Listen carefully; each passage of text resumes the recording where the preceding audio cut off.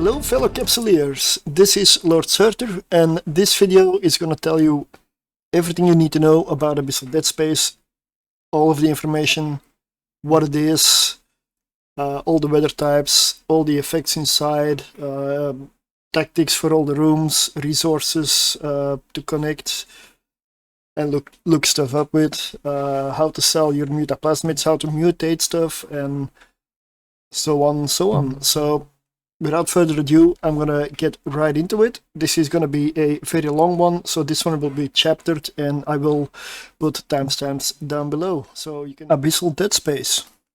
What is it? Series. So, Abyssal Deadspace is a series of 3 pockets of dead space, or rooms as they are often called, connected by conduit gates. So you're only able to enter using special filaments. They can drop in data sites as well, I believe, and in a few other places, as well as sometimes in caches. You can also just buy them from the market. So it is a site where you have like 20 minutes to complete, and if you die in any way in here, you are losing your ship, your loot of course, anything that you have with you, as well as your capsule and your implants, and you just end up back in your home station. So don't go in unprepared. So that being said, if you need to find the Abyss or want some basic information on it, it is actually available in-game as well. So you go to your Neocom menu, the top left, there you go for activities, click on the agency, or well, like this, and then you go to encounters, and right here it's not going to be visible, but you need to drag it all the way to the right, and all the way at the back end is Abyssal Deadspace. So if you click on that one, you see that graphic from earlier. Here it's actually a little more obvious, like the ship goes in to the first pocket, then you go, after you complete it, to the second one, then you have to complete it, which means killing everything in there before the gate even opens. Then you go to the last one, complete that one, and then it spits you back out to your point of origin. So you end up at the same point where you enter, the exact same filament. The filament trace will be visible in space, of course, for anybody who decides to combat scan it. So make sure you are in the correct clone before you enter. If you are not running implants, still it might be worth checking out where your home station is set, because if you die, that is where you'll pop, where you'll show up. So another thing to take into account is it's a set arena, like it's a pocket. Like Dead Space, Abyssal Dead Space is unstable by nature, so beyond the edges of this barrier, it is very much dangerous for anything to fly there. Both the Capsuleer and the NPCs. Anything that goes past the boundary starts taking incremental damage. It is, I believe, percentage based, so it does not matter whether you have a small or a big tank, or 5 hit points or 500,000. It is percentage based, so the farther you go, the more damage will stack up, the faster it will go. So it is possible to go slightly outside, but I would not advise it, because if you go a little too far, you're dead and you're in station. It's over. You only get 20 minutes to complete this. So any effect inside the Abyss also applies to any NPC in there. Any entity in the Abyss is under the effect of the weather. You and your enemy. So the conduit to the next room, the way to progress, only unlocks after you defeat all the enemies in the previous one. That does not include the loot. So it is perfectly possible to not kill the loot cans and just move on, but of course you want your loot in there. So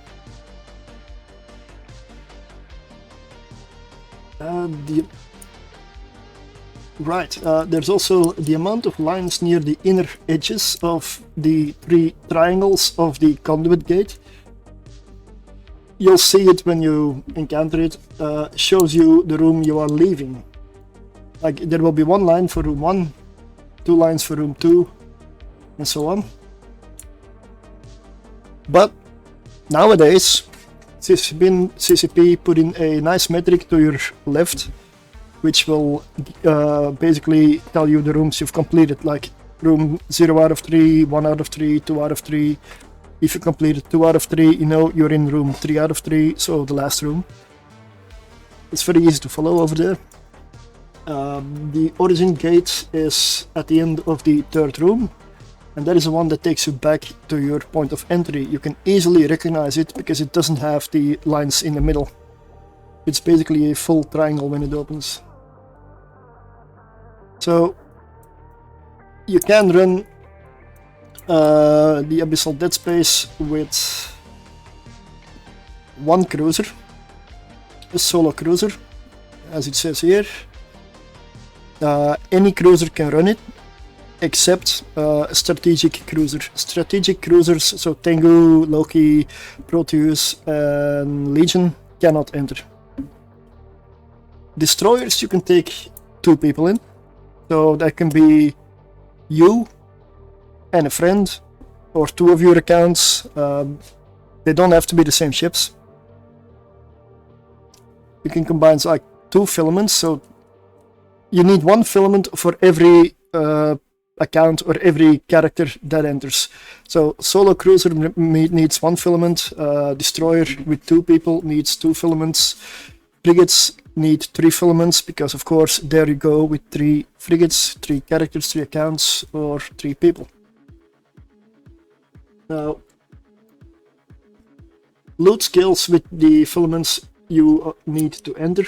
So destroyers earn more than cruisers, and frigates earn more than destroyers, and much more than cruisers, of course. You need to be in a fleet if you want to open a destroyer or frigate Abyssal, even if you enter solo. You still need to make a fleet with yourself, because if you're not in a fleet, you'll not be allowed to jump. So there are of course different filaments and different weathers. I will go over the weathers in the next section, but there are also different tiers. So I've got Tranquil, which is extremely easy, it's tier 0. This is to get you eased into it. This is also for like just players that are just starting. You're gonna want to do Tranquil first. It is the easiest to just explain how the basic mechanics work, what the arena is like, what you need to do, as in kill the enemy to open the gate, the mechanic of popping the loot, moving on, the 3 pockets. That is Tranquil. There's not gonna be electronic warfare in here yet. So I believe the ideal DPS you want to have to complete this theoretically is about around 90 DPS to defeat everything consistently. That of course does not count for application, but that's another matter. Calm, it is said to be 150, but I already disagree, because I have plenty of ships that do like 129, frigates mostly, but they apply really well, and thus they complete it anyway. So it is guideline, like the 150 is more for cruisers, I would say. So Calm, tier 1, very easy. Easy still, you have Agitated, tier 2. Then Fierce, medium, tier 3, like it's right in the middle. You've got Raging, which is hard, which is tier 4. Then you've got Chaotic, very hard, tier 5. And extremely hard, and believe me it is, Cataclysmic. So you've got a few weather effects as well. You've got Dark, Exotic, Gamma, Electrical, and Firestorm. They each have their different effects and different fits and ships that can do each one better. Some ships cannot do certain filaments, and NPCs will also act and react differently in each filament. sometimes, or have more hit points, or take more damage. Abyssal Deadspace. Where to run it? Where can you run it, and how do you do it? Well, it's never truly safe, but how do you avoid the obvious traps that happen a lot? So you need to be 1000 kilometers away from the nearest celestial gate, station, mobile depot, or other abyssal trace. You also cannot have a capsuleer log-off timer.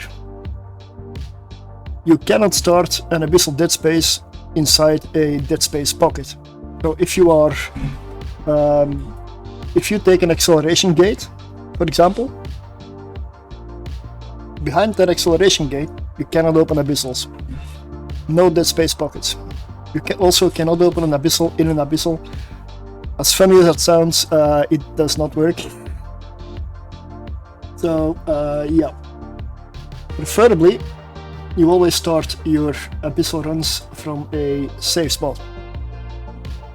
So preferably farther than 14.3 astronomical units or AU away from the nearest celestial or gate, if possible. Not always possible. So you want to be preferably outside of D-scan range of as much stuff as possible, because anything on D-scan range will detect the abyssal trace and can thus, like here, combat scan you down, and then they can come in. If you already went in, your trace will be visible and they can just combat scan it, sit there, wait, and gank you when you come out. You can never truly avoid it, but I always just make it as hard as possible for them to get to you. Another major takeaway from that is, do not run near trade hubs. This is just an explainer, this is a cheap ship. I know the risk, I am near Jita. Don't do this. This is also low tier, low value. If they gank me here, I still win. So don't do this with PLS and high tier ships, plus you'll go suspect, as I'll get to in a moment. So essentially, I made a spot between like celestials and some other stuff. I was a bit lazy with it, but you can make a better safe spot than I did. Make one, for example, like here between those two gates, but this is the Cheetah gate, so this is a high traffic region, so it might be preferable to make it safe somewhere else to avoid the main traffic lanes. I am not visible from any Stargate, also not visible from here. There are no stations on my D-scan. I am in the middle of Deadspace. There will be some anomalies and some other stuff around here, but mostly the traffic that I get is other people in safes and travelers, essentially people flying by. So this is a relatively okay safe spot. Still near Jita, so never trust that part. Stay away from trade hubs, they are dangerous. So the only thing I'll scan is a Pioneer, so it's probably in an asteroid belt or a Ore anomaly or something of the sort. Combat scanner only one, which means they're not actually scanning me down. Because then you'll see more. So, system security status matters a lot when you're an Abyss. You cannot run any Abyssal, you cannot open any Abyssal filament in tier 1.0, sorry, in the 1.0 security system, a 0.9. So that's why I'm in a 0.7. Essentially, if you do open higher tier filaments in higher security status, you will get a suspect fly. And that means that any capsuleer can freely engage you. So if you come out, don't whine, it is not a gank, that is legitimate PvP. You agreed to it when you entered. If you come out a suspect, there will be no Concord coming to save you. or to punish them, because it's more punishing them than saving you. Concord doesn't really save people. It only punishes gankers after the fact. So take care which Abyssal tier you run where. Some will give you suspect flags when exiting the run, so this means capsules can engage you in high sec without Concord intervening. To avoid the suspect flag, you need to adhere to a few basic rules, like 0, 1, 2 and 3 can be done in 0.8 or lower. If you want to do a 4, tier 4 raging, that is 0.7 or lower. Tier 5 can be done in 0.6 or lower, and tier 6 you absolutely need to be in 0.5 or lower to avoid suspect flags. Of course, you can be a badass and just invite everybody to come and kill you freely, and don't do that one. Just don't. Just don't, unless you're baiting. Don't. So you can enter Abyssal Deadspace in high sec, low sec, null sec, and wormhole space. Abyssal traces can be combat scanned, and they can be seen on directional scan if your setup tracks filament traces. Some basic setups may not have it on there, or maybe you get lucky, but people who know what they're doing will manually add it to the overview, and then it will show up on the directional scan if you use that preset. So be mindful. Expect ganks if you're near trade hubs, because they will happen. There are a lot of people that hunt Abyssal runners, especially in high sec. Abyssal Deadspace. Weather effects. The 5 different Abyssal weather types. So when you enter the Abyss, you have a choice of 5 different filaments, 5 different weather types. You have dark, you've got electrical, you've got exotic, you have firestorm, and you have gamma. Now those 5 have very different characteristics, very different effects that they apply to the environment. And so there's also like 6 different tiers, but technically 7 if you count tier 0. So it is critical, believe me, critical to use a filament that your ship is built for. If you take the wrong one, you can be back in your station very quickly, and none of that is your fault. Just please pay attention to this here, that you in the filament name and such, that you double check before you enter, because once you're in, there's only one, no, there's 2 ways of coming out. One is with the ship and with loot, the other one is without anything.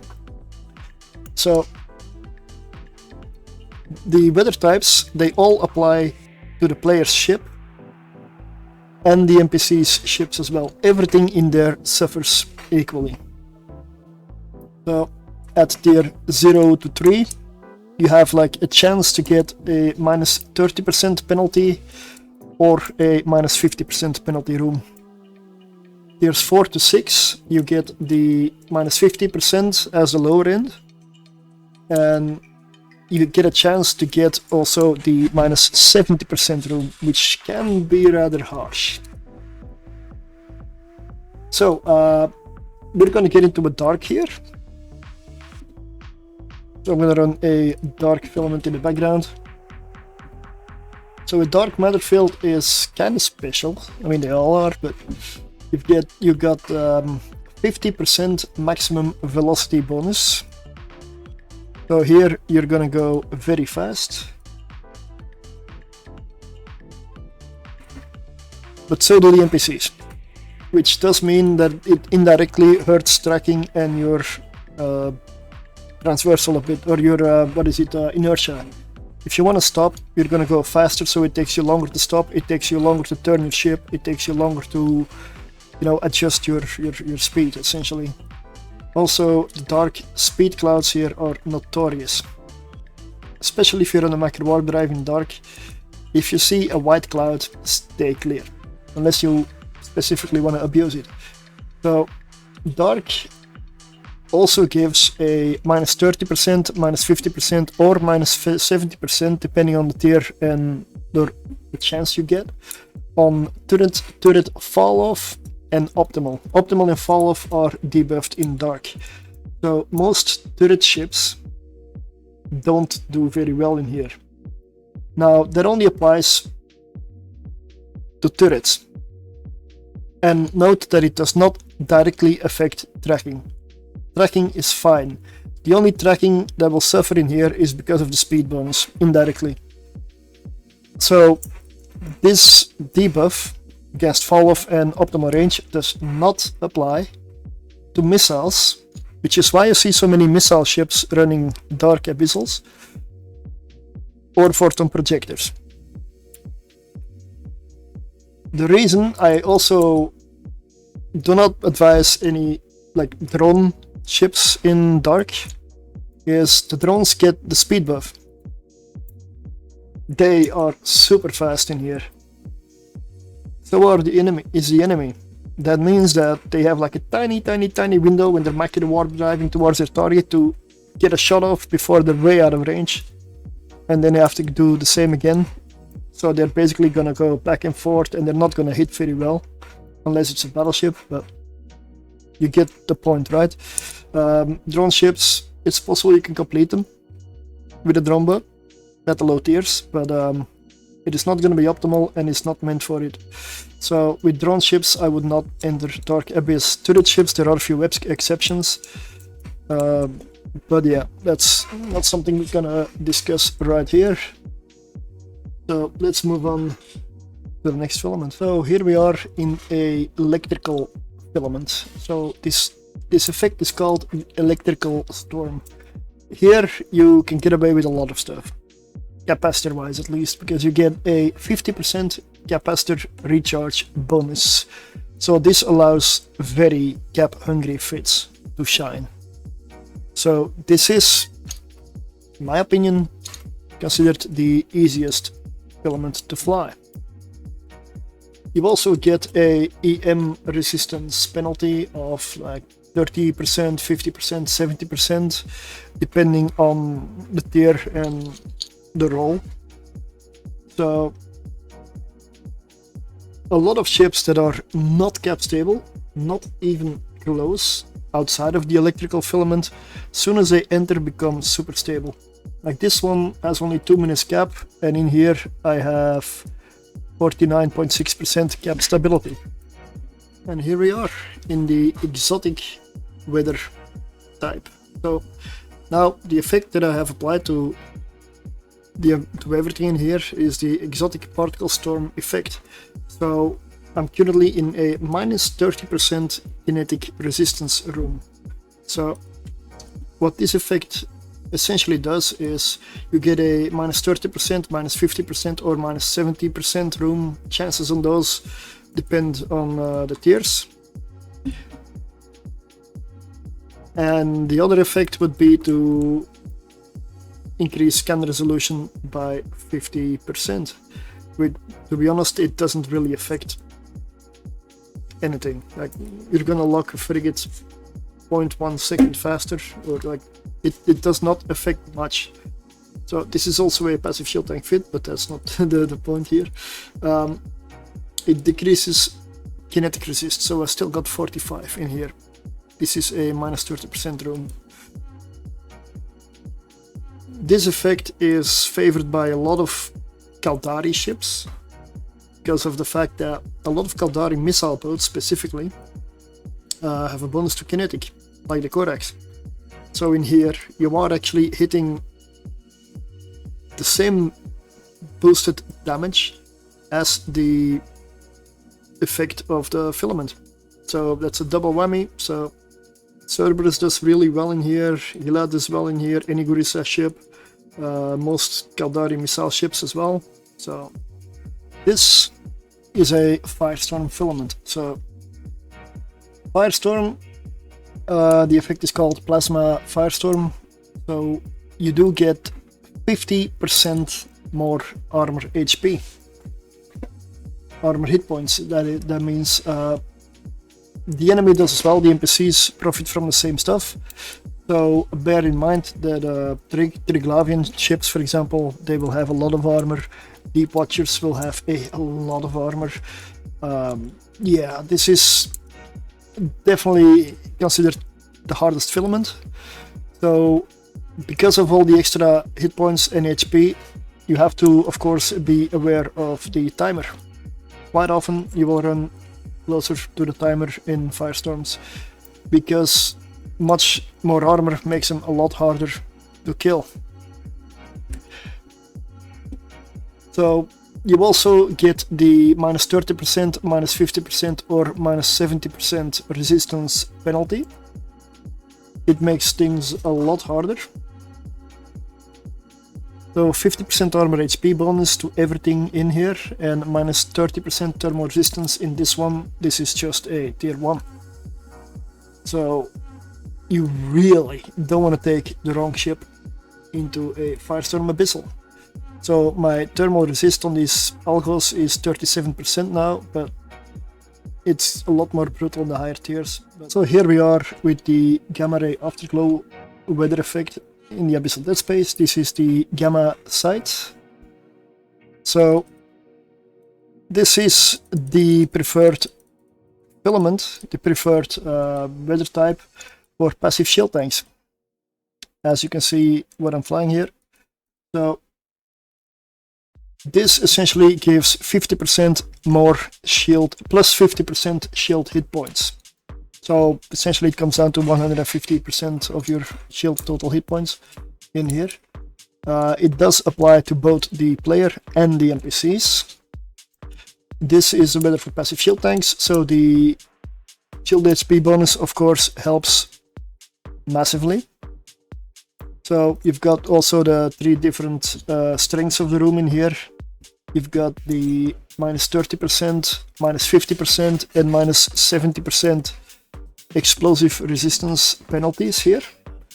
The 30 and 50% you'll find in tiers 0 to 3, and tiers 4 to 6 will have an option to spawn the minus 70% rooms, which can actually be hurting a little bit more. So what that actually does is it decreases your shield explosive recharge while you're in here. And that is gonna be it for the weather types. So make sure to use the right ship for the right filament and check which one you're entering. Not all ships run all filaments. Abyssal Deadspace. Towers in clouds. So the effects inside the Abyss apply to both the player ship and all NPCs in here, including drones. So you can use them to your advantage, of course. So clouds and towers spawn more frequently in the higher tiers. So right now I am sitting inside a tachyon cloud, a white cloud or a tachyon cloud. So this one gives everything in here 300% max velocity. So you go much faster. If you're running a macro warp drive, be careful. So this also gets a minus 50% inertia bonus. So that means your inertia is going to be lower. So if you're flying with a macro warp drive out of the arena, it's going to take much longer for your ship to move and turn around. So bear that in mind, these clouds can be very dangerous. So it's very easy to fly out of the arena and fail to get back inside. Do not underestimate it. Also, if you have that happen, first reaction should be red cycle your prop mode, afterburner, macro warp drive, does not matter. Stop the cycle, because as soon as the cycle stops, your ship slows down and you can turn a lot faster. So this can also be used, but I don't recommend to try this. It's funny if it accidentally happens. It can be used to slingshot enemies beyond the boundary. What I mean with that is, if you speed right to the edge and you stop just before, if there's small ships behind you, they're gonna be micro warp driving, trying to catch up, and they're gonna enter the cloud, they're gonna speed up, and they don't stop like you do. So that is a way to take advantage of it, but not recommended. Most definitely not recommended for inexperienced Abyssal pilots. So the next cloud would be the orange or the filament cloud that you can find in the Abyss. So this one is a bit painful to shield boosters, as you can see on my ship here. Normally I am very much cap stable. You might see me run out of capacitor here. Reason for that is you get a minus 40% to shield boosting. That's shield boosting amount. So you also get a 40% bonus to shield booster duration. So you're gonna cycle much faster, you're gonna use much more capacitor, and you're getting less return for it. So it's like a double whammy. This one is one you wanna stay out and you wanna avoid it if you're using a shield booster. If you're not using a shield booster, well, you don't really care about this cloud, do you? If you're on an armor fit or a passive shield tank fit, this cloud is basically might as well not be there. Oh, here we are in a blue bioluminescence cloud. That is their actual name. So this cloud also, like, this is a cloud that boosts your signature of your ship. So your hull will be a lot easier to hit. So basically what it does is it increases your signature radius right here. It's blown up to 287 meters for a Corax. That means it's plus 300% signature radius penalty. So that is, believe me, that's like a lot. So it makes you and the NPCs easier to hit, but it can be abused as well. Every environment in the Abyss applies to everything in the Abyss. As in, you can use this to hit small NPCs much easier, like Damoviks or drone frigates, for example. Like the needles in the, what's the other one, the Lancers. So if you cannot hit them or kill them easily, if there is a blue cloud, or a tracking pylon, but we'll get to that, use it, abuse it. There are rooms where you want to stay clear of these clouds. One would be Charybdis, the other main one I would say would be the Concord room. So here we have a multi-body tracking pylon. They also come in short and medium ranges. So the short range gives plus 80% turret tracking bonus within 15 kilometers. 80 would have been awesome. The medium range gets plus 60% turret tracking bonus within 40 kilometers. So the short range is usually 15, the long range or the medium range is usually 40. That also applies to the suppressors. These items, these towers, these pylons, can be used to track smaller enemies better. Like if you cannot hit stuff, it pays to drag them into a tracking pylon.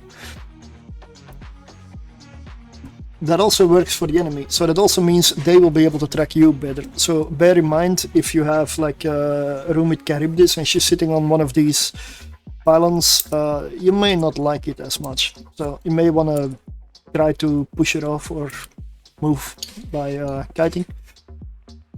So it works both ways. So here we have a medium range deviant or deviant automata suppressor. Now this thing does damage to all drones, missiles and rogue drone frigates, the Tessillas, essentially the Lancers or the needles, within about what was the range again? 40 kilometers. So it does 10 HP thermal, 10 HP explosive. The short range does about 30 of each, so it triples, and the short range kills your missiles very efficiently. The medium range, you can get away with launching missiles. They're not gonna get killed that easily. So this can be used to kill rogue drone frigates very, very quickly. Because if they enter here, they all take damage. It's like a point defense or a smart bomb in a way, if you want to compare it to anything else. So everything in the area, and it's a massive area, takes damage at the same time. So we've got 20 frigates in there, 20 rogue drone frigates. You can make them all take damage at the same time, and this can be a room that you can clear extremely fast. Now this one also kills the swarmer drones from the villa rooms. So it also kills, of course, and damages your own drones. So if you're not a Gurista ship or launching heavy drones, you may want to think twice about launching drones well inside of this. Abyssal Deadspace. Room strategies. So this time I'm gonna talk about all the different entities and the rooms that are in the Abyssal Deadspace. So there's a fair few, so let's get into it. So, of course, the predominant force in Abyssal Deadspace would be the Triglavian Collective. So there's going to be a lot of rooms with trigs in them. They're very common. So are rogue drones. They appear in a lot of rooms. So next up we have drifters and sleepers. They mixed a lot. They work somewhat together. Honestly, like rogue drones and Triglavians can also be found together, specifically the frigates. Then we have some opportunists that went in there, like the Angel Cartel and the Sanchez Nation. Of course, there are rumored to be riches in the Abyss, so they dove right in. And then you have the Force of Justice, Concord and Edencom, trying to bring the Triglavians in check, mostly as a reaction due to their invasion into Empire space. So, shall we get on with the rest of the rooms? First, the Triglavian Collective. So Triglavians use a disintegrator. That means they spool up their damage output as the encounter goes on, so they do more and more damage.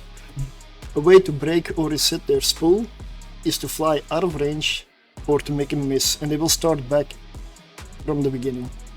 So Triglavians deal mostly thermal and explosive damage. Best damage to deal versus Trigs is explosive followed by thermal. So here we have the different names with their associated electronic warfare. So we've got ghosting, which means they do tracking and guidance disruption, can be very annoying depending on what you're flying. Starving, always annoying. Energy neutralizing, but these guys do not do remote repair on the Vedmax and the Damavix, so they don't repair as much as the others, or at all. Then we have the Tangling, which means stasis webifiers. They will just slow you down, very annoying with afterburners. Anchoring, priority when you're running a macro warp drive because they warp scramble, which means they turn off your macro warp drive, which could be catastrophic. Shining is target painting, so basically it blooms your signature. Renewing means stronger remote repairs. Blinding, sensor dampening, very annoying in Leshak rooms. Striking is a generic damage dealer, and Harrowing is also a generic damage dealer. So Harrowing and Striking NPCs, they do fly together and they will always hit the same target. Anchoring and Tangling Damavix often like to shoot your drones. So let's get into the rooms. The regular Triglavian room, which is one of the most common. Here you've got standard trig priority, so as always everything is subject to change depending on the ship and fit you are flying, as with anything in the Abyss. So in general, my first priority would be Starving Damavix, so over starving Vedmax, neutralizers, so Damavix die easily, so even if your priority is some other ones, you can usually still snipe starving Damavix very fast. Second priority would be tangling Damavix or tangling Kikimoras. Webs slow you down, make you easier to hit, easier to track. Then I would also put on the same priority, depending on whether you have a macro warp drive. You wanna kill the anchoring Damavix also. It's or tangling or anchoring in general, because they turn off your macro warp. You can safely ignore these otherwise, except when you wanna maybe safeguard your drones, because webs and scramblers love drones. Then we have the Harrowing Vedmag, which would be the big incoming damage in the room. Last but not least are the ghosting Damavix and Kikimoras. If there are more than 3, these go much higher on up the list. Again, depending on what you fly, a healer can get away with ignoring them for a bit longer. But if you're a Surtr, you want to take them down.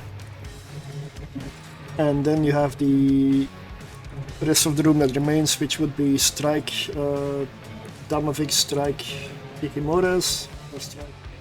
The mixed Triglavian room with Rogue Drone frigates. So here, standard trig target priority applies. So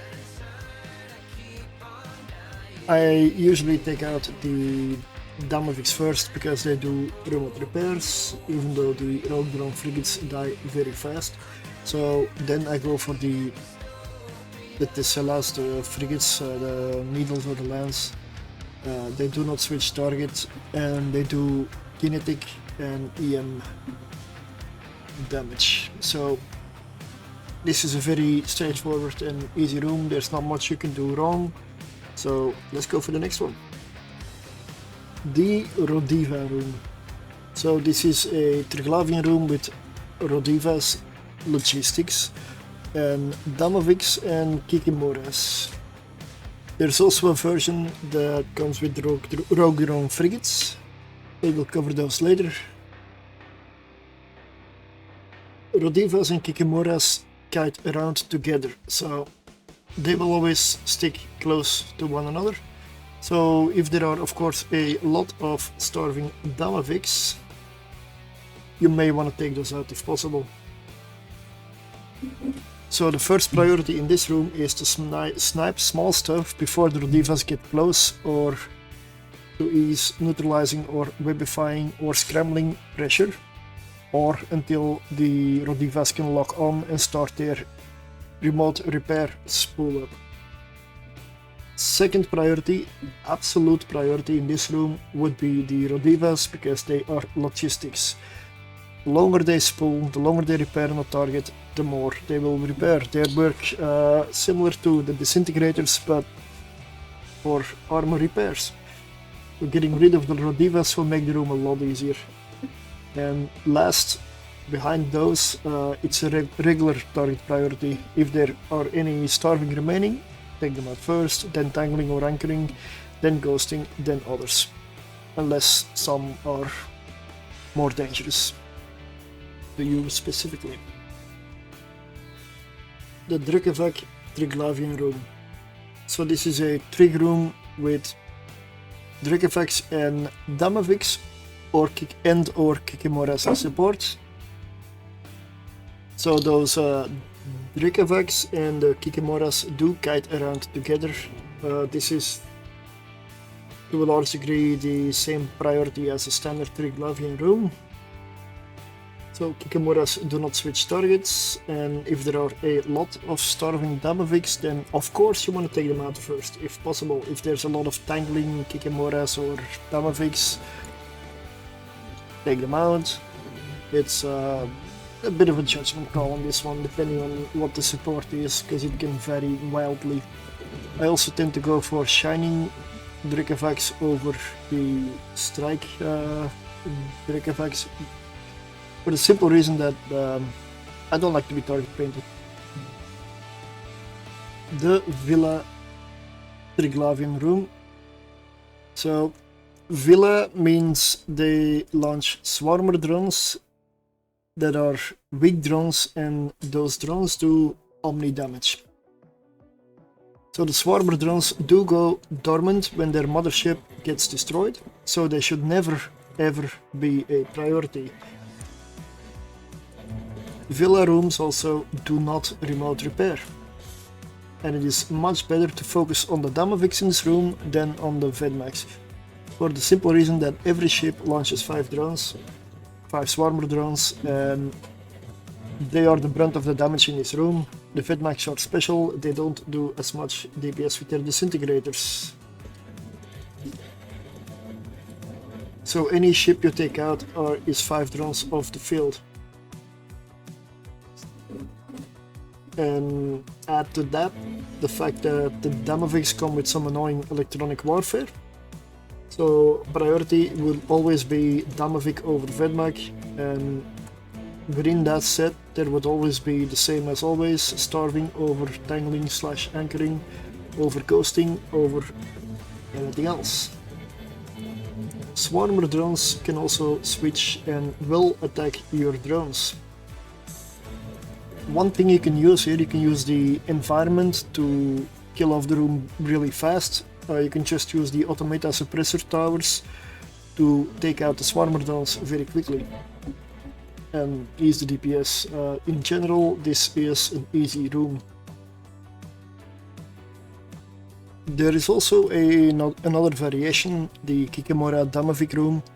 So here there is standard Triglavian priority. Take out starving first if there are any. If there are more than 3 ghosting Kikimoras most likely, then take those out.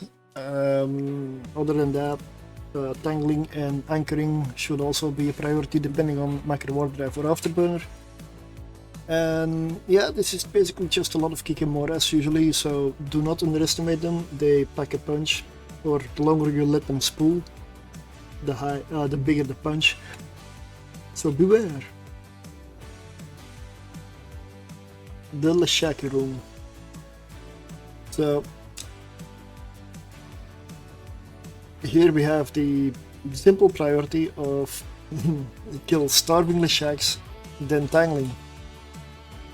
Unless there are plenty of blinding, which will kite away and make it really hard for you to lock anything. So in that case you want to be able to lock, so kill the blinding, but beware of the starving Leshaks because they do neutralize a lot. But their neutralizes fall-off starts at around 30 kilometers. The blinding and the starving are very annoying Leshaks because they kite away from you. Striking and renewing Leshaks tend to follow drone frigates around. If there are any drone frigates, don't kill them, because the Leshaks will kite around with them. The tangling Leshaks will burn towards you. This room can be absolutely brutal if you get a lot of starving Leshaks. So beware. This can be an easy room and a very hard room depending on the composition. There is also one exception of a Leshak room that only ever happens at tier 5. That would be the Dreadnought or Shipyard room. This is a single room. The exit gate is always open. So for this one, it spawns around 14-ish battleships. But don't worry, the gate is open. The origin gate is always open. Unfortunately, I cannot show you footage for this because I could not get one. I've done many runs at tier 5 and I did not get this room once. So you will know it when you see it. It is a big massive room and there's a Zernitra being built in it, so there's a massive shipyard in the center and the amount of Leshaks are a dead giveaway. So there are some special tactics on this one. The gate is open, so depending on your ship fit and your bravery, assess the types of Leshaks and if you are in doubt whether you can make it, linger near the exit, because you want to be able to jump if you're about to die. So in this one, starving is the absolute priority, then renewing, and then entangling. You should be able to kite away and stay away from the entangling shacks. There are tactics where you can kite them around the edge of the arena and then move in behind them, quickly grab the loot and then make your way to the outside, but you gotta know that the composition will let you. You don't get caught halfway, and your ship is fast enough. Because if you're far away from the gate and they catch you, it's a lot of DPS. So beware. Really fun room if you can beat it. So another group you will encounter a lot in the Abyss are the rogue drones. So here we have some electronic warfare, like the Snarecaster is a stasis webifier, Fogcaster is a tracking and guidance disruptor, a gaze dimmer means it's a sensor dampener, so targeting range and locking speed. Spotlighter is target painting, so signature increase. And then we have the two different versions of the logistics, the Field Weaver, which is remote shield repairs, and the Plate Weaver, which are remote armor repairs. On top of that, a lot of those drones will carry an extra marker of the damage type that they are dealing. So if you know your weakness, you can select and prioritize the damage type that does the most damage to you first, so you take less damage and basically you run safer. So Spark in the name means EM damage, electromagnetic damage. Ember means thermal damage. Strike means kinetic damage, and Blast is explosive damage. On top of that, the different sizes and classes can be distinguished by another part of the name, like the name is made up of several parts and each part signifies something. So pay attention to the names, they give you a lot of information in the Abyss in general. So Needle is a frigate. It is the frigate that does less DPS. These guys do around 20 DPS each. And then you have the Lance frigates, so that would be Spark Lance, Ember Lance, so on so on. Those are stronger frigates and their DPS goes up to 50. You will see those mostly in tier 3 plus.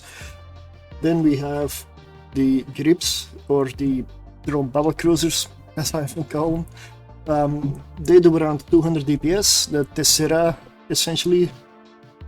So Spark Grip, Tessera, and so on. Last of the rogue drone types is the Overmind Battleship.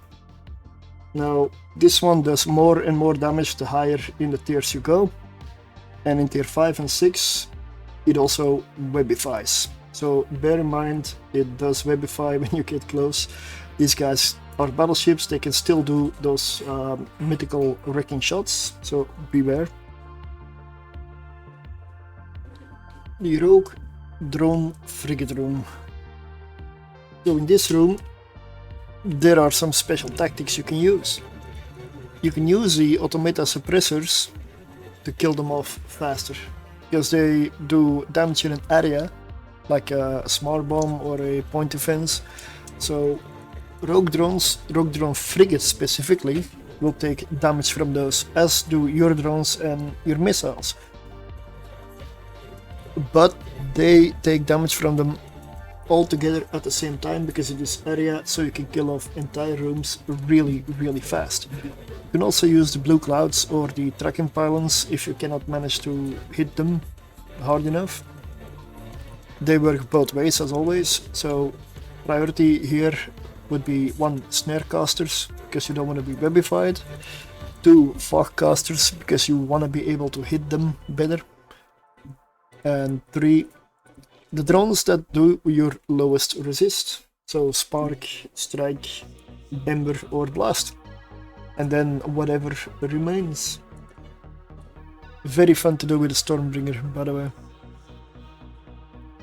Rogue drone frigates with Rodivas.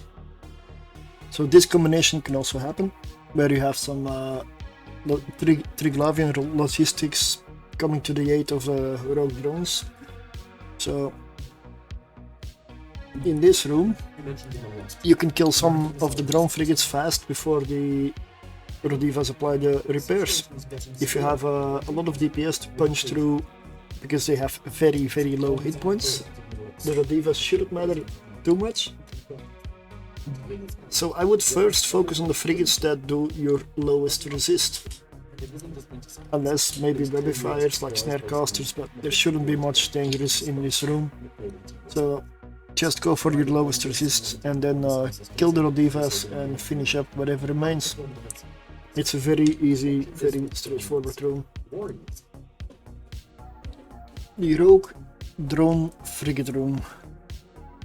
So in this room there are some special tactics you can use. You can use the automata suppressors to kill them off faster, because they do damage in an area, like a smart bomb or a point defense. So rogue drone frigates specifically will take damage from those, as do your drones and your missiles. But they take damage from them all together at the same time because of this area, so you can kill off entire rooms really fast. You can also use the blue clouds or the tracking pylons if you cannot manage to hit them hard enough. They work both ways as always, so priority here would be 1. Snarecasters, because you don't want to be webified, 2. Fogcasters, because you want to be able to hit them better, and 3. The drones that do your lowest resist, so Spark, Strike, Ember or Blast, and then whatever remains. Very fun to do with the Stormbringer, by the way. The Rogue Drone Battlecruiser room, dreaded by any drone pilot, by any drone ship. The drone battlecruisers, the grip battlecruisers, do very little damage outside of 15 kilometers. But if you venture too close, or they catch up, they will have excellent tracking up close, so they will do very high damage. This is a room you always want to kite. The battlecruisers will not switch targets, except one. One battlecruiser will often switch to your drones. So as soon as you see a yellow box, the split second you see a yellow box, pull your drones in as soon as possible, or you will lose them. You will. It is always the same ship that hits the drones. Until that ship dies, then another one takes over. So priority here is 1. Snarecaster, which are webifiers, which are of course super high priority, because if you get webbed, battlecruisers get close. They start to deal very high damage. Second, go for the grip battlecruisers that do your lowest resist. If that's EM, that will be Spark, for example. And then anything else, like the other battlecruisers with the other damage types, and it's clean up at that point. The Abyssal Overmind. This is one of the battleship rooms. This is a rogue drone battleship. It is beefy, it has a massive amount of hit points. This is one of the rooms that will take quite some time. In here you definitely want to keep your transversal up as well, as this battleship can definitely do some wrecking stuff.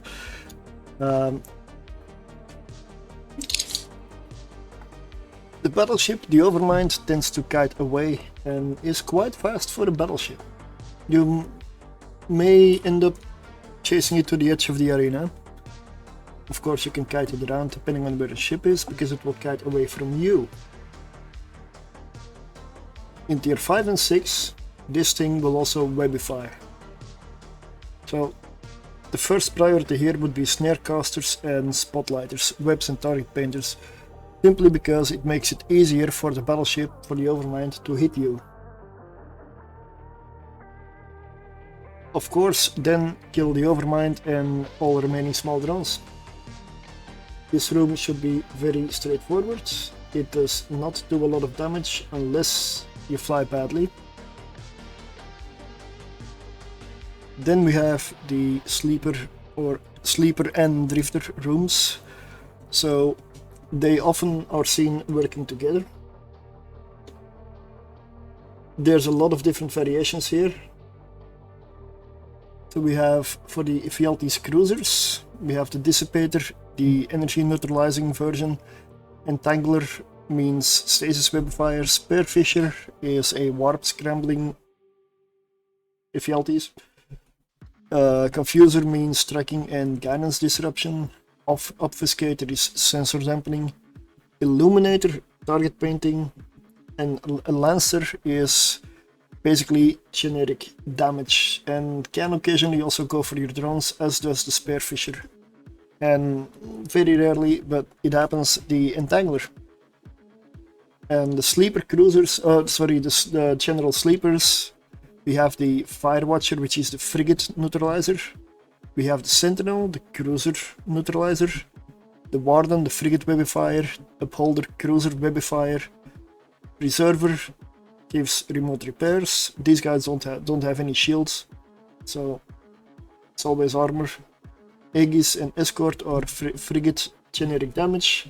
Watchman is a cruiser generic damage. Like, the sleepers do not have much different types of E-War. With sleepers and drifters, really, it is more webifying and neutralizing that are much more common. So then with the drifter cruisers, which can be the Scylla Tyrannos, we have the null charge, which is neutralizing, entanglement, stasis webifying. Null warp means warp scrambling. And then we have the infamous Charybdis Tyrannos, the sleeper, the drifter battleship. So never go straight, but we'll explain that in the room. It does about 100 DPS at tier 1 and up to 600 DPS at tier 6. So each tier, this one does more damage and comes with more health as well. So let's get into it. The Ephialtes, Scylla, Lucid cruiser rooms. So this is a variation of the drifter sleeper room, and there are a few combinations. You can see one of them, two of them, or all three of them. This room does not do a lot of damage. There tends to be a lot of electronic warfare though. This room can span only or with a mix of the Ephialtes, the Scylla, or the Lucid ships.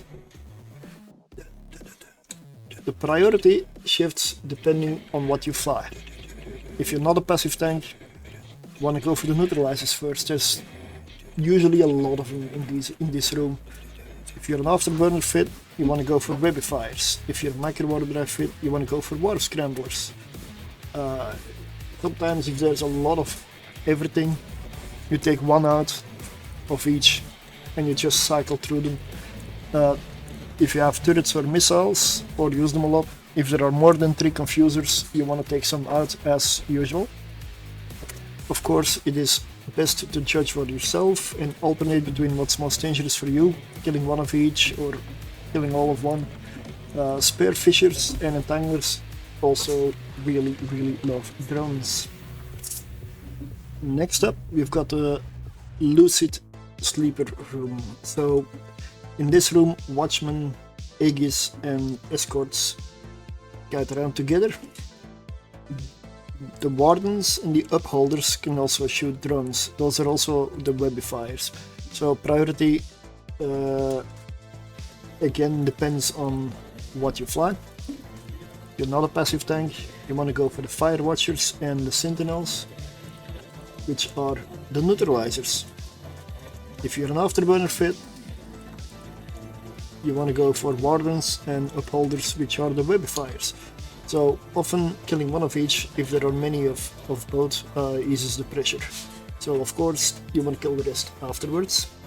This room does not tend to do a ton of damage, but it can be very annoying with the amount of neutralizing and webifying that comes with it.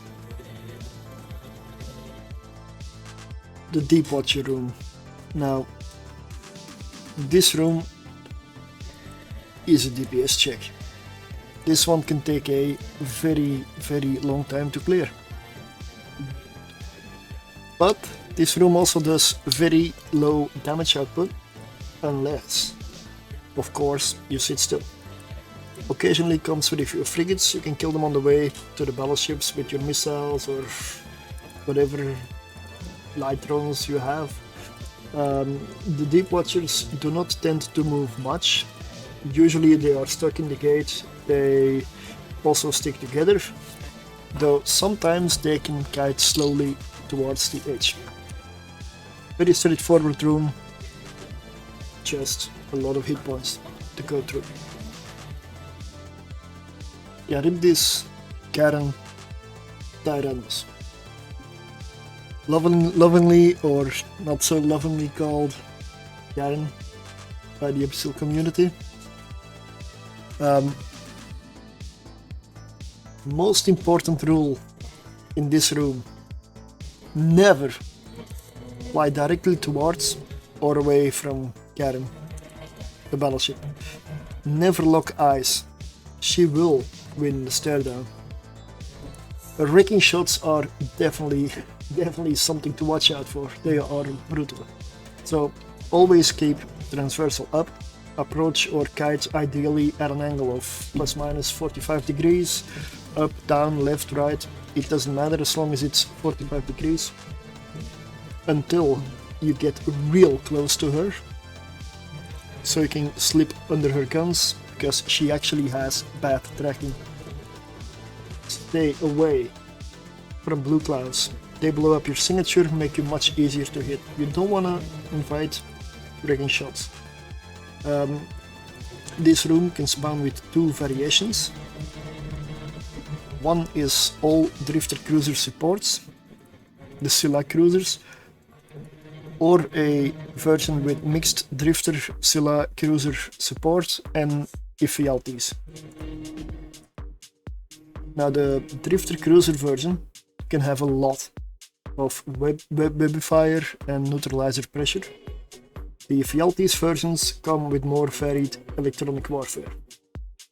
The priority in this room will always be the webifiers and the neutralizers, depending on which one hurt you more.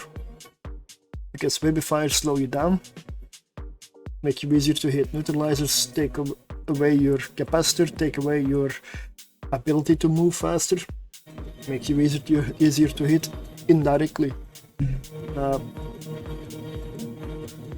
Then, of course, any other electronic warfare, like target painters, illuminators, which will only happen in the effialties room or version. So there is also another one.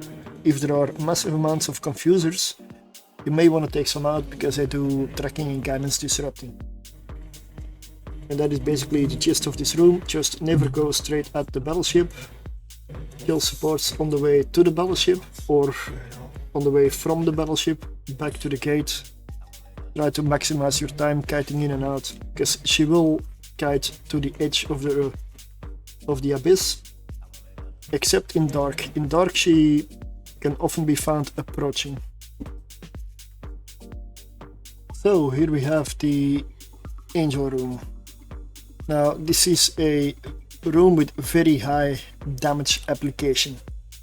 Nearly the entire room webifies, target paints or neutralizers.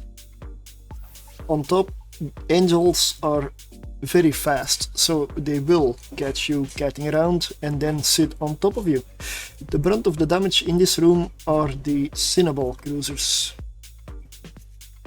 They do love the kill of frigates. So this is the Hawk killer, for example. Dremels also love to go after drones. And here we are. The Cinnaball is the big bad damage. It is a neutralizer and a webifier, and they apply really well with their autocannons. The Elite Cinnaball is a stronger version, just more damage. and neutralizing and webifying as well. We've got the Elite Dremiel, which is a webifier as well as a drone lover. We got the regular Dremiels as well, which is just plain damage.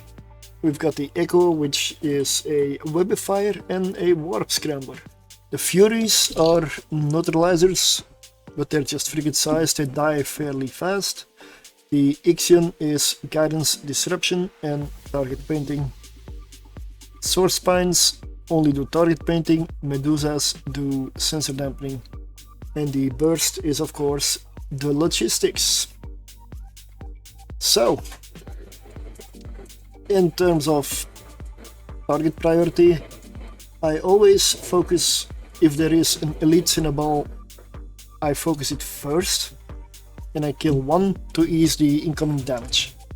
Second, I go for all the other Cinnaballs to ease the incoming damage a bit more and also to get webs and neutralizers off me. Then I go back and kill the other elite Cinnaballs if there are any remaining. But whenever the opportunity presents itself, I will snipe any Fury or Echo because they're just annoying. So then you go off and kill the Elite Dremiels, which also still webify, so save your drones if you have any. And then it's essentially lean up. And that's the Angel Room. Here we have the Sunshine Room. So the Devoted Knights do a lot of damage, but they have bad tracking. So they also have very annoying electronic warfare. So I would say to stay around 18 to 20 kilometers away from the Devoted Knights, to stay outside of their web range and in fall off of their neutralizers. Knights, priests and hunters guide around together. So take out any fishers or trappers early and you can easily guide the room. So if you have a afterburner, you want to take out the fishers. If you have a micro warp drive, you want to take out the trappers. And why? You can see right here. The Devoted Knights or the Knights have neutralizing and webifying. They do a bunch of damage as well. Smiths are neutralizers, fishers are webifiers, trappers are the warp scramblers, heralds are tracking disruptors, tracking and guidance disruptors, I believe. Lookouts are sensor dampening, priests are remote repairs, and hunters are just damage. In terms of target priority in the room itself, my first target priority is double. A fisher, if you use an afterburner, you don't want to get webbed. A trapper, if you use a micro warp drive, again, if you don't want to get trapped, and have your micro warp drive turn off. So, second priority after those are the Devoted Knights, because they neutralize and they webify and they do a fair bit of damage. Third priority I would say are the Smiths, because of the capacitor warfare, the neutralizing. It can be a higher priority depending on numbers, as with hunting in the Abyss.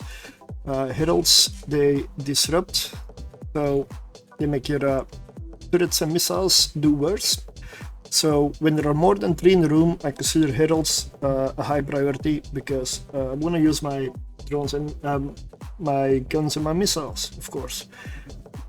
Priests do remote repair, so always nice to take them out. Lookouts, depends on the numbers. I would say lookouts are very low priority, unless there's so many of them you cannot lock anything. Last are the hunters for me, because they are just plain damage. Again, if they're on top of you and you're dying to them, obviously kill them. Anything in the Abyss is fluid, depending on situation. So that is the Sunshine Room. The Concord Eden Come Room. Can be a combination of Concord and Edencom, or only Concord. I have not seen only Edencom yet, except for the lower tiers. This is a very high damage room. So speed and signature are your friends in this room. Absolutely avoid blue clouds. So Drainer Marshals do heavy neutralizing. Arresters take away your precious speed, and markers make you easier to get hit. So this room is about adapting to whatever is in the room, to whichever is more dangerous. In terms of electronic warfare, there is not a lot in this room. It is very straightforward. A Drainer is a neutralizer, Arrester means a webifier, Marker is a target painter, and any Edencom ship will do chain lightning damage or use its photon projector to arc up to 10 targets. So don't have your drones next to your ship or they will all get hit and die. In terms of target priority, there are many variations of this room. You can have a few marshals, you can have many marshals. Same with Thunderchild. Target priority is, I would say, quite fluid. If there are marshals in the room, markers or target painters are high priority because they increase your signature big time. And marshals do a lot of missile damage, so they apply to signature. Second would be the Arresters and thus the webifiers, because of course speed is your friend. You don't want to slow down, so you don't want to get webified. Third are Drainers or neutralizers, again, depending on how many there are, priority can shift. You don't want to lose your capacitor, so it's a bit of judging for yourself in this room. And Edencom, they do damage to everything in the room. That includes their own friends. So they will damage anything close to them. They will also get rid of any loot, any drones, but so you can use them to your advantage. They apply to everything, including the loot containers, so they will pop the cash for you very, very well. So I would beware if you have drones, because they arc to everything. Try to keep your drones away from your ship, so they don't arc to them, which is why often when I enter a room and there's a big fat Edencom ship in the room, if it's far away from me, I try to launch my drones between the shots. Like, they fire, launch drones into space, send them immediately after the Edencom ship, and they should be far enough away from my ship so they don't arc to me and my drones. They will only arc to me. So my drones can kill them in the distance while I kite away from them, so I don't lose drones. And that is the Concord room. And here we are. Those were all the rooms. So Abyssal Deadspace. Loot and rewards. Who cares about loot and profit? So here we have the abysstracker.com, a very useful website that I use a lot. So the average loot for each tier and cruiser, destroyer and frigate can be found on the homepage over here. This is of course only calculated from registered runs, so it isn't absolute. So it is also an average, so it can vary wildly. You can get insane loot in a lower tier, and you can get terrible loot in a higher tier. It is extremely unlikely, but it can happen. So all loot is of course random, or has a random element to it. The higher the tier, the higher the chance for more valuable loot drops, and yeah, the better the overall average. So let's go over it. It's very easy to see on this little graph here. The loot does increase quite a bit tier by tier, and there is definitely some value in the higher tiers, but the difficulty increases with it. So it's often much more profitable to farm lower tiers and not lose ships than to try higher tiers and lose a lot of ships, which can end up costing more than you gain. So at tier 0, the cruiser earns about 790,000 ISK. A destroyer about 1.5 million, just under 1.5 million. Frigate goes to 2,258,000, more or less. This is a median. I said an average earlier, it's a median. I'm sorry, I confuse the terms a lot, like apparently everybody seems to do, but it is a median. So here we go, tier 1 cruiser 2.6, destroyer 3.5-ish, frigate is about 5.3 million. Already a lot better, and these you can farm with frigates in under 5 minutes, I would say, if you're fast. Tier 2, we get about 5.5 million for a cruiser. Still, in my opinion, not worth running a cruiser unless you're starting out with cruisers, and tier 2 is a good place to start with something like a Caracal Navy, Stabber, just naming a few, there's plenty more. Arbitrator, for example, Fixer. Destroyers, you get up to 8.8 million. Frigates are starting to become a lot better at 13.6 million, but frigates on tier 2 solo tend to go longer, like the duration of the run is longer, therefore it is still more profitable for most people to run tier 1s faster. Tier 3, we get cruisers at 12.2 million. Destroyers go up to 22.8 million. Now, a destroyer, I believe the Jackdaw can still do it solo, but it's becoming a bit iffy right here. It is possible though, for 22.8 million. And the frigates, of course, here you need to start dual boxing at minimum, or bring a friend. You go up to 34.2 million at tier 3. So tier 4, we get even better. And tier 4 is where a lot of people basically farm cruisers. So you've got the 31.4 million cruiser median, to 32 million is around the ballpark. For destroyers, we go up to 60 million plus, but you will have to dual box them in this tier. Frigates, of course, become a lot more fun in the higher tiers. They also, well, basically you're triple boxing at this point, or bringing 2 friends. Frigates go up to 86.7 million, 86.8-ish. So tier 5s is where the cruisers really start to shine. You go to 65 million average, destroyers go to 111 million. Perfect for draugrs, jackdaws, stuff like that. Frigates, you get 172.7 million. Now, that is a hell of a lot of ISK. And at tier 5, you will start losing frigates, but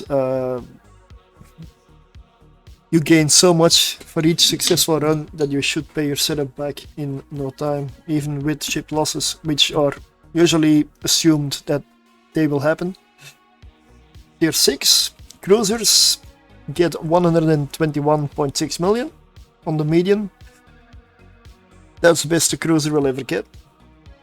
So this is really nice to run cruisers for.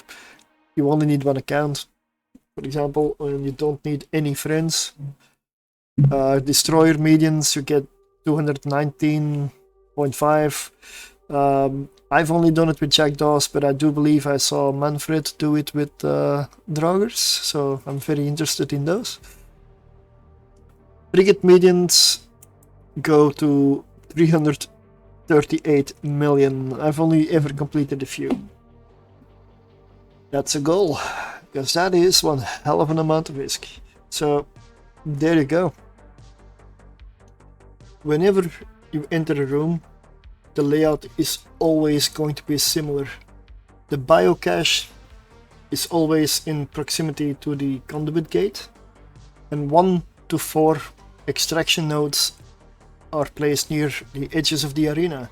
So you can also use them to judge from a distance where the safe pocket ends.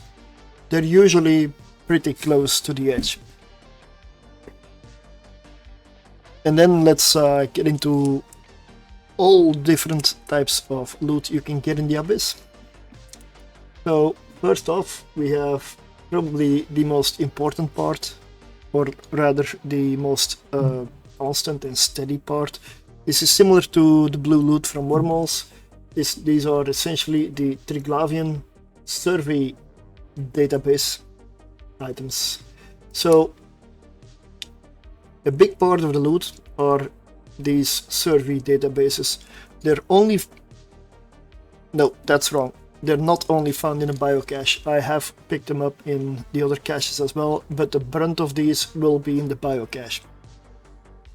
These are best sold to NPCs, so to any Concord or DED NPC station. Only sell this to buy orders at 100,000 ISK. Now, NPC buy orders should be easy to spot, as they always have a massive quantity and a duration of just under 365 days. Don't sell to any of these buy orders. Those are players trying to skim the margins and scam people. Only sell them to NPC stations. Fixed income price never fluctuates. So next we have the Triglavian crafting materials. So that would mean the 0-point condensate. That would be this one. Oh, it's a little large. 0-point condensate and the crystalline isogen 10.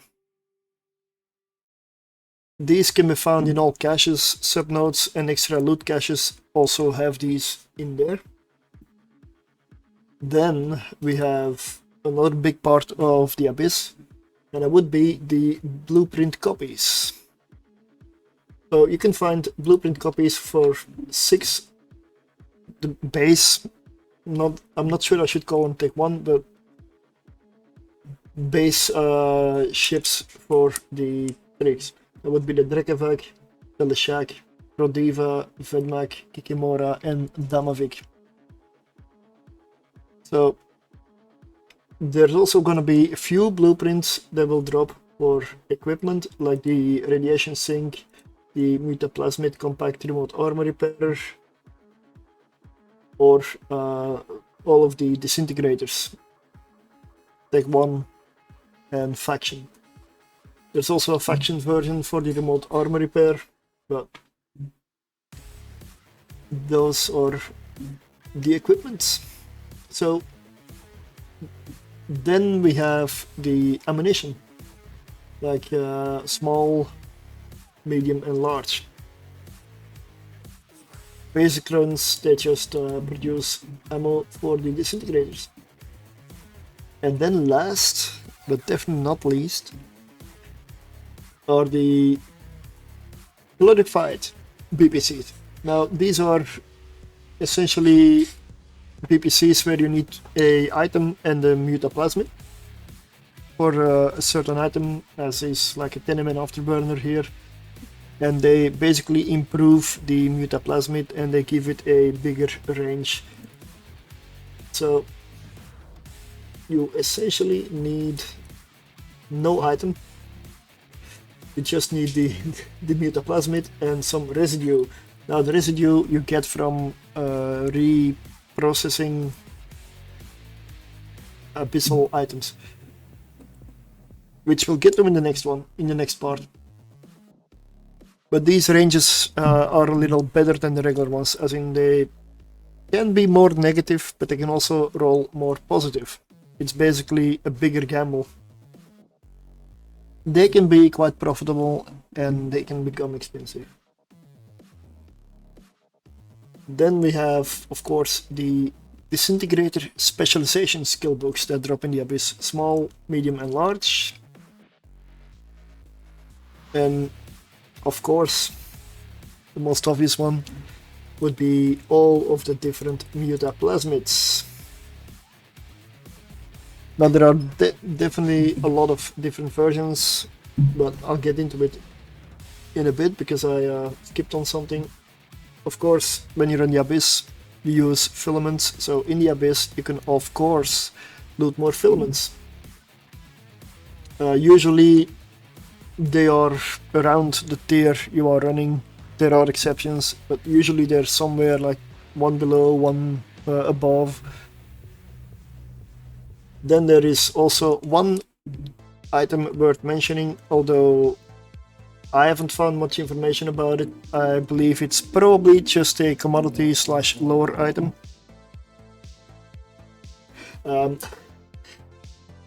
Noise outside. That would be the Triglavian Semiosis Data Vault, which you can only find at tier 5 in the Dreadnought room, the Shipyard room, or well, the pocket with a single room where the gate is open.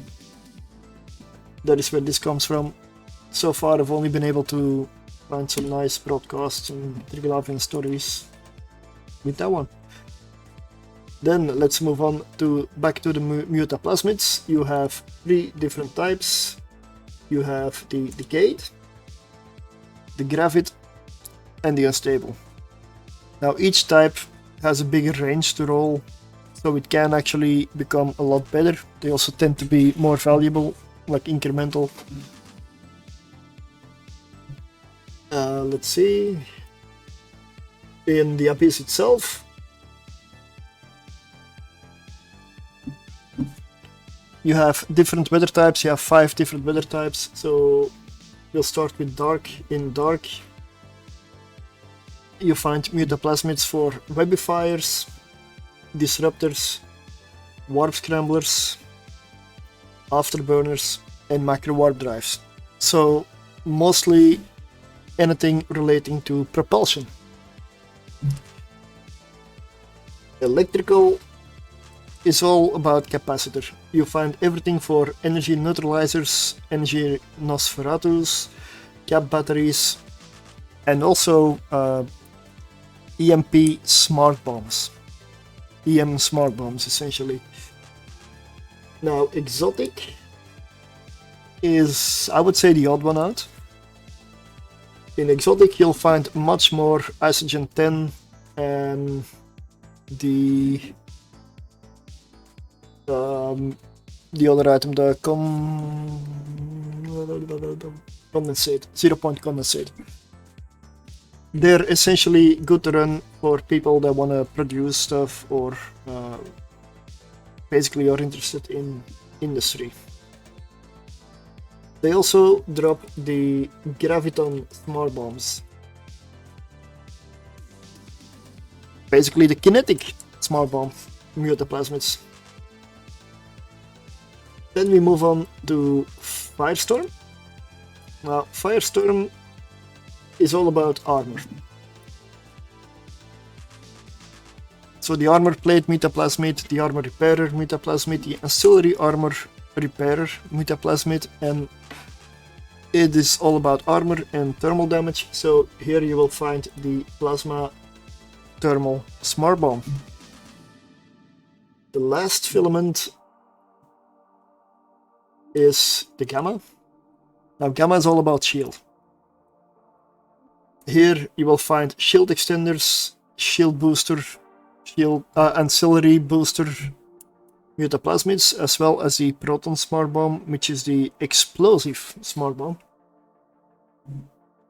Then there are some mutaplasmids that are more generic, like all of the mining, harvesting, gas cloud mutaplasmids drop in all the filaments, all the weather types even.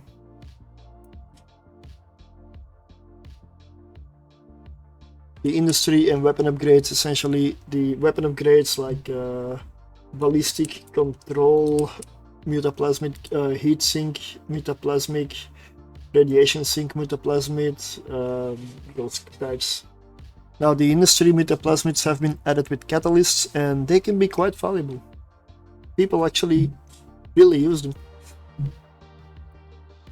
So that is it for the mutaplasmids coming from the Abyss, because there are actually a few exceptions. One would be the crab beacons in nullsec. They are the source of drone mutaplasmids, and there are a fair few of them.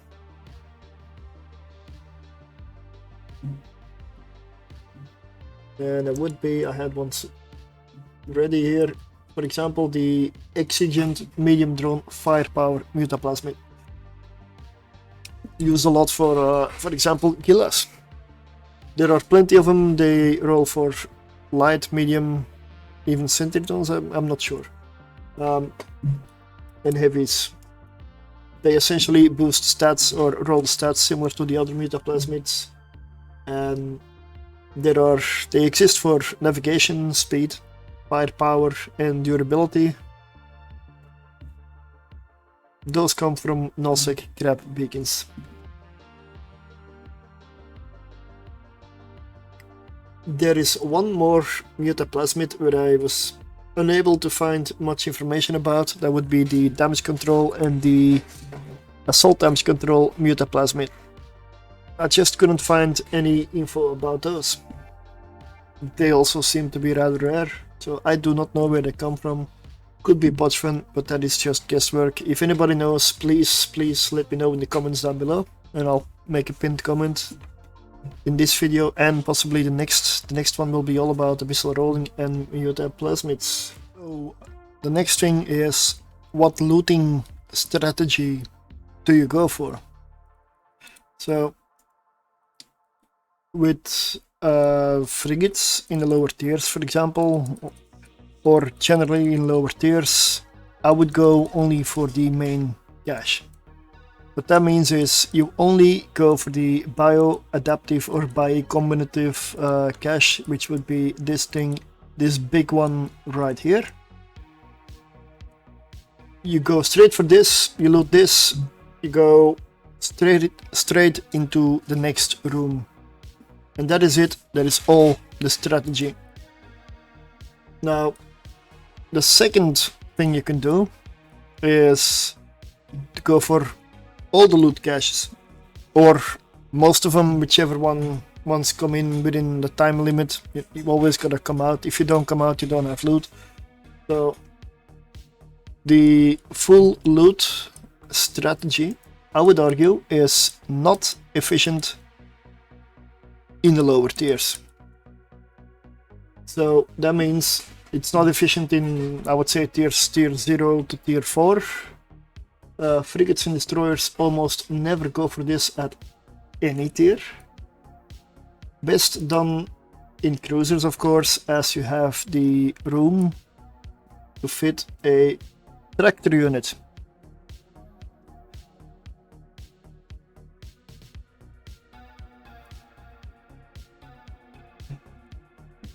Also, well, they have the best amount of cargo. You need to be able to fit your tractor unit into the hold. So you try to place the MTU at a good spot to save time, which can be on top of the gate. It can also be on top of, like, let's say, a suppressor if you are, for example, using that one to kill the drones easily. But that's all situational. If you're being webified to hell in an angel room, for example, you can drop it there and essentially gather loot there, and when most of the angels are dead, you can move to the gate. So you do not want to fly long distances to the gate after picking it up and waste the little 20 minutes time you have. If the caches are too far from the gate, you need to decide whether it's worth going for them and waiting for the tractor to get them all to you. If they are like 80 or 90 from the gate and you need to fly over, pop them, the room has been done like a minute ago and you need to wait for like 2, 3, 4 minutes for everything to come to you. In general, for me, it is not worth it. But you make your own call. I only do this in the first and second room if I'm confident I'm not gonna time out in the last one. That's when I go for all the loot.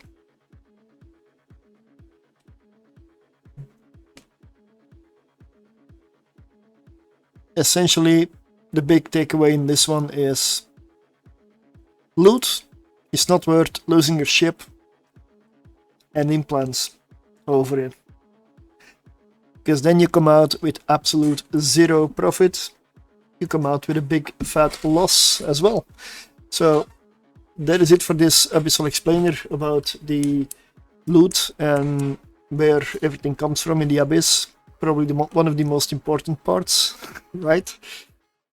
Abyssal Deadspace, Abyssal mods, and mutaplasmids. This time we're gonna go a little deeper into the Abyssal rolling mutaplasmid gameplay, or gambling essentially, game of chance, randomized stats. So I've prepared a little bit here. Now, mutaplasmids, they come from the Abyss mostly. Some also are found in crab beacons, and the damage control mutaplasmids, I have no idea where they come from. Couldn't find much besides an event a long time ago on the internet. Please let me know down in the comments if you find the source of those. They seem to be rather rare. But anyway,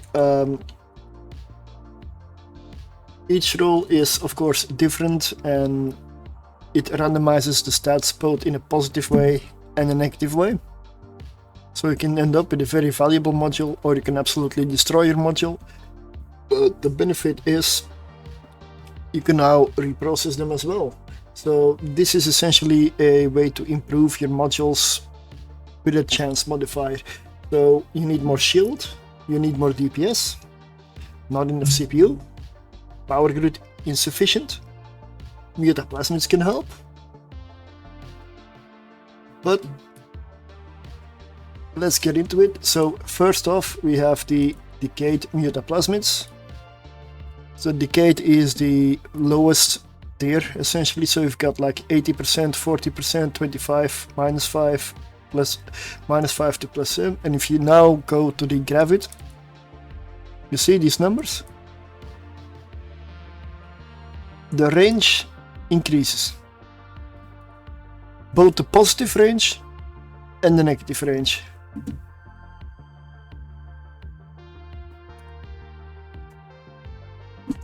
And we're gonna do it again with the unstable.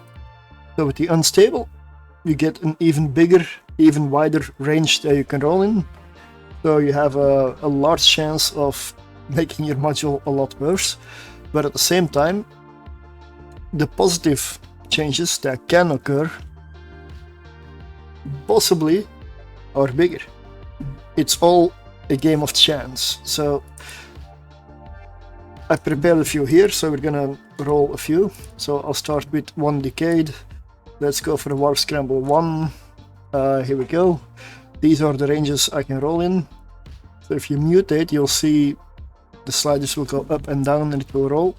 So this one is basically utterly destroyed. Let's go for one gravid. And this time I'm going to put in a warp scrambler deck 2 right here. See, the ranges are bigger. Now let's go.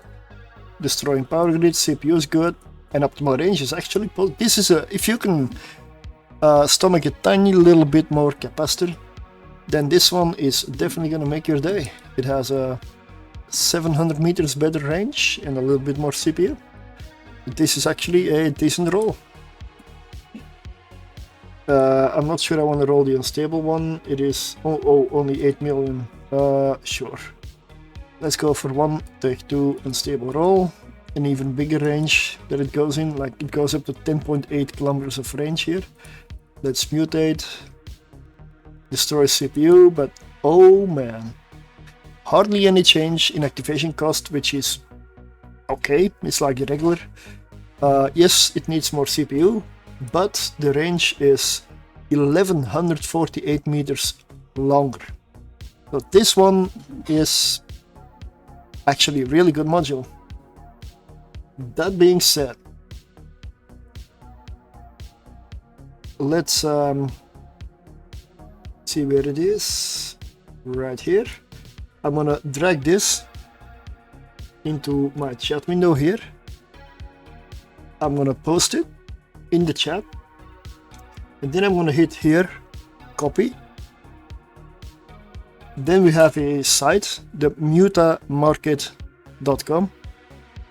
So if you get your item ID, basically copy your message in the chat in game, then you go to mutamarket.com and you hit this button here, appraise. It may take some time to load, but then you go to this box, paste an item link, you paste it here, you remove the first bit with your name and basically the time stamp. So there we go, URL show info, Abyssal Warp Scrambler. Then you hit the appraise button. It does take some time to calculate. And then it will show you the stats and what the site estimates more or less like your value to be at for said module. It also shows like an accuracy next to it, which it does all explain right here. So here we go, this is the item. It says estimated 27 million ISK, which is pretty damn good, but this is a AI value prediction, so don't take this for granted. This is basically a very loose approximation. These models can be very inaccurate, so always do your own research by looking for similar modules on contracts. And I believe the way this is calculated is through other contracts that have been sold on Tranquility. And yeah, apparently for this module, this specific role with this type, not a lot has been sold or on contract, so there's a very small pool to go by, thus a high inaccuracy rating here. So that's a tool you can use. Let's get back into the game itself. Okay, I'm gonna roll a few more just so that I can reprocess some and hopefully get some glorified going. We'll get to it in a bit. There we go. Also, an abyssal module basically looks like this, with the triangle at the edge. These do not stack because each is unique, and therefore you cannot sell them on the market directly. You need to sell them through contracts, because the market, I mean, basically just imagine if everybody sold this on the market, how many individual items and stats that had to be calculated. It is really hard to do. Then we have these glorified Gravit Warp Scrambler Mutaplasmid blueprints. What this needs is essentially a Gravit Warp Scrambler Mutaplasmid, that's why I kept one aside here, and 50 Warp Disruption Mutaplasmid residue and 50 small Mutaplasmid residues. So these things, the residues, is what you get by reprocessing abyssal modules. So if you have trash abyssal modules that are all terrible, before the update, when they changed this, you could not reprocess them, but more recently you can. Really good thing that they did there with the glorified blueprints. It's a way of recycling. So let's get these out of there. Here we go. We've got some more abyssal modules here, but I'm gonna do the reprocessing for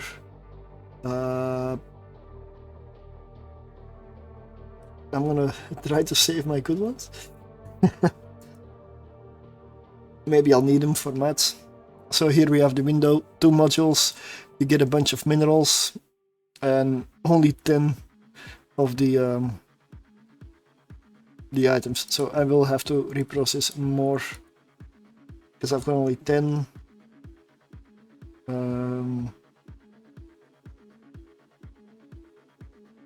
I'm just gonna reprocess them, it's the cost of making the video then.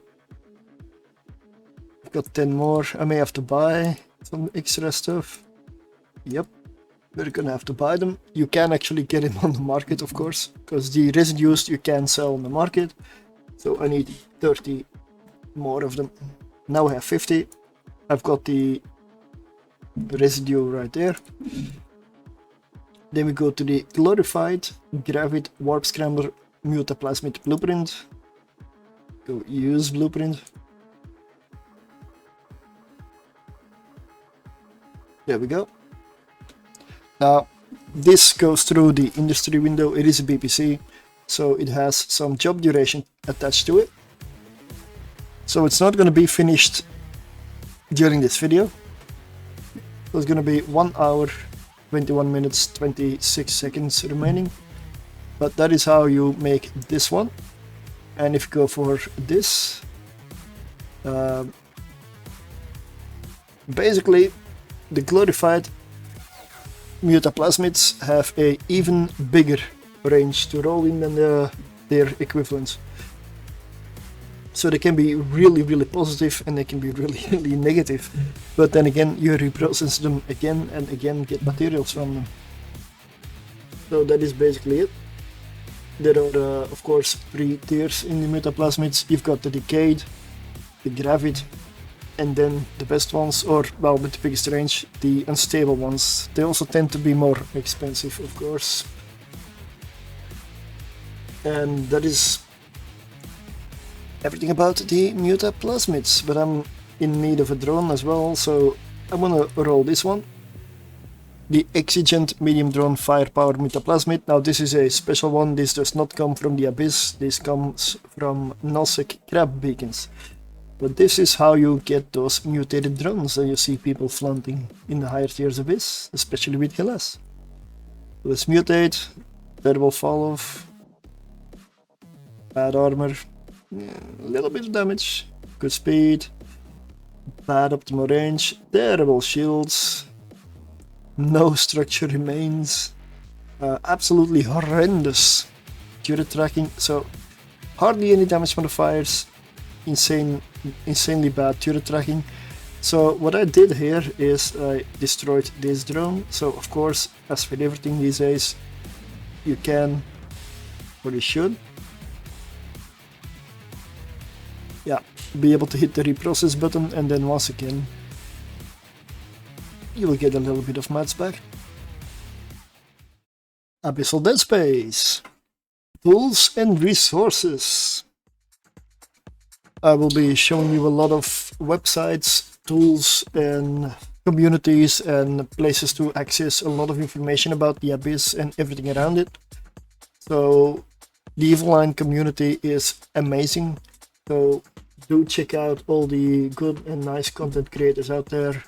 There's plenty for the Abyss, but I want to get into it. So first, a very important one that I would argue is extremely helpful is the eveuniversity.org, the Eve University wiki. If you go to wiki.eveuniversity.org/Abyssal Deadspace, you get to this page. Now this page has a lot of general information. So it goes on and on and on and on. So if you really want to get into it, you can read through all of this. You can also watch my video series from beginning to end. It is also all in there. Then we have something that I do like to play around with. It is the quantum anomaly Abyssal quick reference. Essentially you can play around with like the weather type. You can see the stats of the NPCs. what damage they do, what their range is, their reward, how far does it go. You can adjust the rooms, like if you get this room, what do you need to beat it, what is the incoming damage gonna be like. There's a whole, for the insanely mathematical geniuses love theory crafting more than anything else. This is a tool you can play around with and have a lot of fun with. But if you're an Abyss, you are gonna run into mutaplasmids. Maybe eventually you'll find yourself rolling Abyssal mods, like using the mutaplasmids to generate random stats. Then you have the mutamarket.com, a very useful website in case you want to compare, appraise, see or evaluate a whole bunch of Abyssal mods, and basically just put a price tag on it in like a rough ballpark. It is always with a margin of error, never truly accurate, but if you get your item type from in-game, you need to post it into a chat window and you can get it in here. You can actually appraise it and it will tell you in a very rough ballpark what it's roughly worth. It's never exact and it does not mean it will sell at set price. So make your own judgment. This is just a guideline, but even then, very useful website. Then we have the Abyssal cheat sheet. So this one has been going around the community for a while, and it has a lot of information on a very small area. This one, you can study this, you can get a lot of useful information out of this one. Then of course there is the Abyssal tracker. Here you can find like the average ISK per run for each stuff. It is based on the runs that people do and register. So you can also see runs being registered here, which ship type is more popular, latest fits and everything. And also you can go to the loot table, for example, and scroll up right here. And what I use it for the most is the fits tab. So if you go fits, you can look through it, you can search for certain fits, and there we go. Per class, per hull. There's one caveat that I would add here. If you check this, check when the fit was last updated and when it was posted. There are patches that change stuff, so not every fit on here will work. A lot of them don't, but you can also check the creator. What I mean is, there's also plenty of really old fits still on here, and there are also fits here that are just a test or meant for something completely different, but somehow are posted here. Always look at it with through a critical lens and make your own judgment. Use this as a guideline, I would say, as with most fits in EVE Online that are not pure doctrine fits. But you also have the workbench, and on the workbench you can find general fits for both for all types of content. This one is definitely not limited to the Abyss. It is a sister site of the Abyss tracker, so they play into each other, they link to each other. Same thing applies here. Then we have the spreadsheet that I've been putting together. I've also got like the basic tools on here. It could probably add to it as we go along, we'll see. This is where I basically list and store the fits that I personally make. This is what I would assume an eternal work in progress, because there are also notes, plans. Sometimes I use some of this stuff to make videos. So I also do sometimes a tier list that will be posted in here, but that's only going to be lower tiers. But there we go. There is bits, ships, some extra notes. And then we have the spreadsheet that I used to note all the information or general information or bullet points for this whole Abyssal Explainer series. That one I will also link here and down below. Lots of stuff I will link in the comments down below on this one. So this one has like bullet points for a lot of the things I talked about. And then we go into the game itself. So what you can do is join the Abyssal Lurkers chat channel in game. There you will find a lot of links to a lot of great contributors, great community people, personal sites, bits, and all that stuff. Like I've got Lokival, Caldari Jones, plenty of others. But they also have a Discord and so on. Use this to your advantage. Join the channel. There's always a bunch of nice people there. People will chat a lot. If you need help, you have a problem, you can always ask here. And of course, I gotta plug my own personal channel. So Surtr Rising is my personal channel. I've been posting some spreadsheets and stuff that I make in here as well. Use the tools that are given. It is nice, honestly, to see the community come together. Thanks for watching. So, if I missed anything, please comment down below and we'll pin it below the video. Thank you. 07. Hey, if you made it this far, thank you very much. Greatly appreciated. This video basically took me quite a while to make. It's well over 3 hours. This is everything I could find put together into one.